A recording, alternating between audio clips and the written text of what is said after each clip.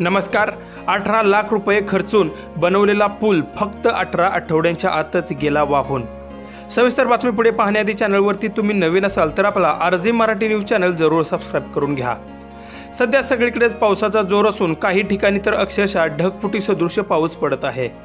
दरम्यान भंडारा जिल्ह्यातून एक मोठी बातमी समोर येत आहे।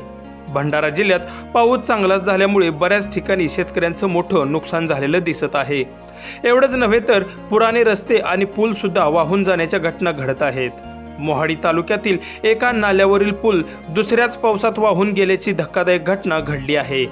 विशेष म्हणजे हा पूल 18 लाख रुपये खर्च करून उभा केला होता, पण तोच पूल 18 आठवडेही टिकू शकला नाही। त्यामुळे या पुलाच्या कामावर तेथील रहिवासी संशय घेत असून प्रश्नचिन्ह निर्माण झालं आहे।